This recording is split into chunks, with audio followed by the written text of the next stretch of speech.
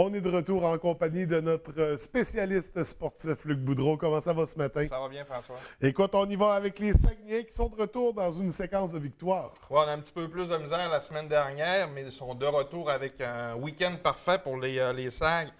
Samedi, ils visitaient le Phoenix de Sherbrooke, victoire de 5-4. Dimitri Zoukhanov avec 2 buts, une passe. Morgan Naus, Mathieu Desgagnés et Ryan Verby qui ont compté dans la victoire pour les Saguenayens. Pour ce qui est de dimanche, donc, une autre victoire serrée de 5-4, mais en fusillade donc pour les Saguenayens. C'était le retour également là, du gardien Julio Bilia qui était blessé depuis le début de la saison, qui a très bien fait ce qu'on rapporte. Donc, Julien Carignan-Labbé, Jake Smith, Dimitri Zoukhanov et Vincent Tremblay de La Palme ont compté encore une fois dans la victoire pour les Saguenayens. Donc, 2 grosses victoires pour eux ce week-end. Les prochains matchs, grosse semaine là, pour les Saguenayens avec 4 parties. Mardi 29 novembre, 19h30, on reçoit les Olympiques de Gatineau, au Centre Vézina. Mercredi, on visite les Tigres de Victoriaville. Vendredi 2 décembre, 19h30, on reçoit encore une fois les Moussettes d'Halifax. Et dimanche 4 décembre, 16h, on reçoit également le Drakkar de Bécomo. Tout ça au Centre Georges Vézina. Donc, on va sûrement avoir des billets à faire tirer plus tard dans l'émission. Plus tard dans l'émission, parce que déjà, il y a le match de demain. Oui. D'ailleurs, on peut déjà le dire, parce que maintenant, le tirage, on ne le fait pas en direct. On invite les gens à nous téléphoner. Vous nous donnez votre nom, votre numéro de téléphone, la raison de l'appel, donc pour le match des Saguenayens de mardi. Là, c'est parti. Là. Vous pouvez appeler dès maintenant. Vous laissez votre nom, votre numéro de téléphone. Vous dites que c'est pour le match de mardi. Je fais le tirage demain matin sans faute à l'émission.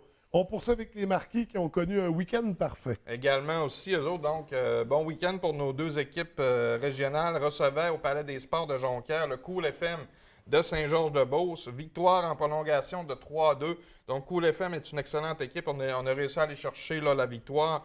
Alexandre Kennel et Hugo Carpentier, dont le but en prolongation et un but en temps régulier qui a permis aux Marquis de remporter la victoire. Dimanche, visitait les Prédateurs de Laval au fameux House of Pain à Laval. Donc, victoire de 5-3. Danick Malouin, Alexandre Kennel, Christian Ouellet, Jean-Sébastien Bérubé et Hugo Carpentier. Je lisais les commentaires de Richard Martel ce matin, il n'était pas très content de la tenue de l'entraîneur l'autre côté, envoyer ses joueurs un petit peu plus méchants à la fin du match dans une cause perdante. Donc, on aurait dit qu'on revivait les anciennes années de cette belle ligue-là. Donc, n'était pas visiblement très heureux de la tournure des événements en fin de match, mais par contre a réussi à gagner le match. Donc, on est très heureux pour nos Marquis. Les prochains matchs, on a dit? Oui, vendredi soir, 2 décembre, on visite le Cool FM de Saint-Georges-de-Beauce et samedi, au Palais des Sports de Jonquière, on visite l'autre équipe qui est premier au classement général, en fait, les Éperviers de Sorel-Tracy à 19h30. Donc, parfait. Avant de poursuivre, on me dit à l'oreille, Luc, que je n'ai pas laissé le numéro de téléphone tout à l'heure. 544-0403 pour les billets des Sags. Les élites presque blanchies en fin de semaine. Ça va mal comme début de saison là, pour les élites. C'est difficile pour les élites encore une fois. Par contre, on a réussi à aller chercher là, un point là, ce week-end avec une défaite là, en fusillade. Mais par contre, le premier match vendredi soir était à Lévis. Face aux Commandeurs, défaite de 4-0 des élites.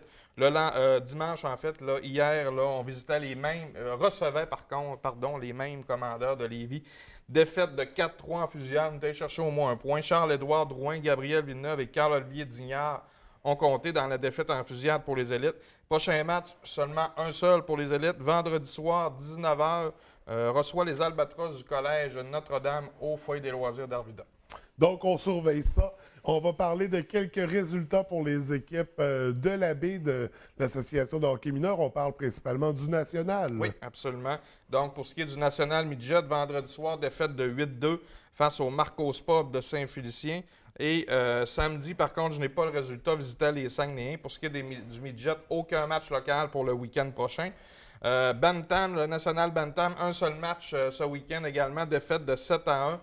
Eux non plus n'ont pas de match là, au centre Jean-Claude Tremblay le week-end prochain.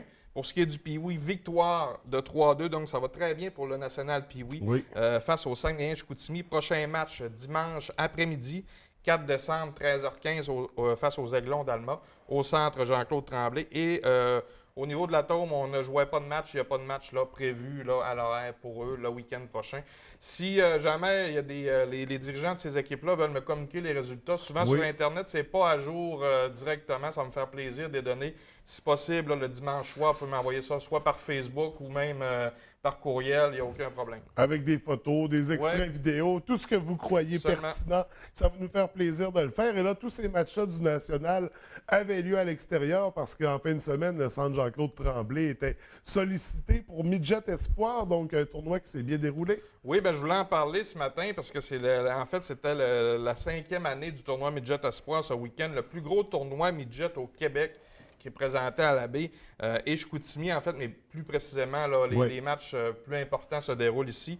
Je voulais féliciter les plus de 75 bénévoles qui étaient là en tête de liste avec André, Christian et René Boudreau, toutes mes oncles qui font du bénévolat presque à tous les jours, en fait. Là. Donc, s'occupent de plusieurs tournois, dont celui-là. Et Hockey Québec revient à toutes les années ici parce que c'est tellement bien organisé, ils sont tellement bien reçus par les gens de la baie que c'est intéressant. Puis c'est toutes des équipes partout au Québec qui viennent ici avec des dépisteurs de chaque équipe de hockey junior majeur du Québec. Donc, c'est pas un petit tournoi.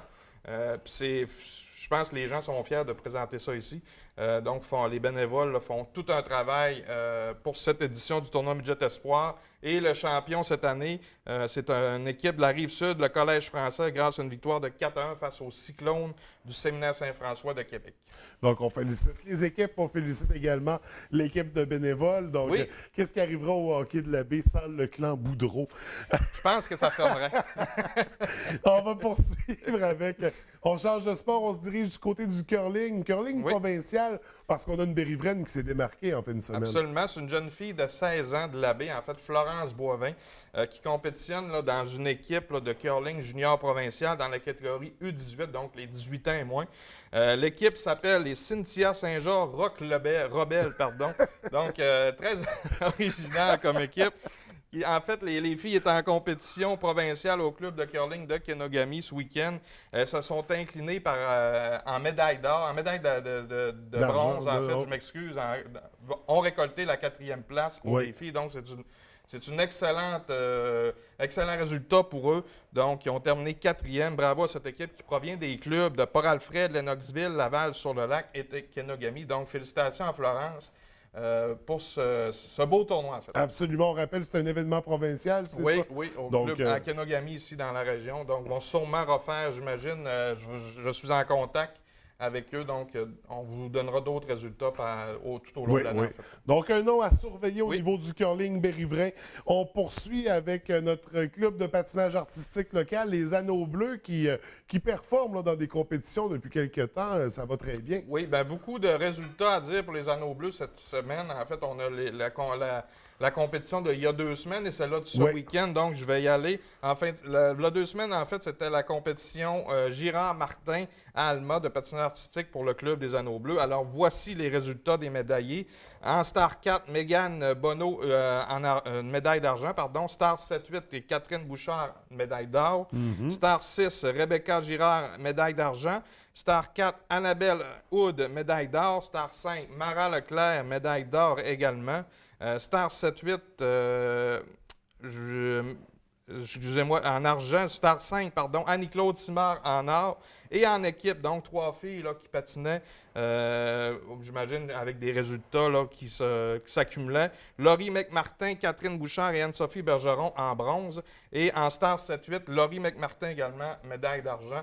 Donc ça, c'était pour la compétition il y a 2 semaines. Pas ce week-end, l'autre à Alma. Alma, exact. Parce qu'en fin de semaine, elles étaient à Bécomo, c'est ça? Oui, autre compétition là, au Centre Henri Desjardins de Bécomo.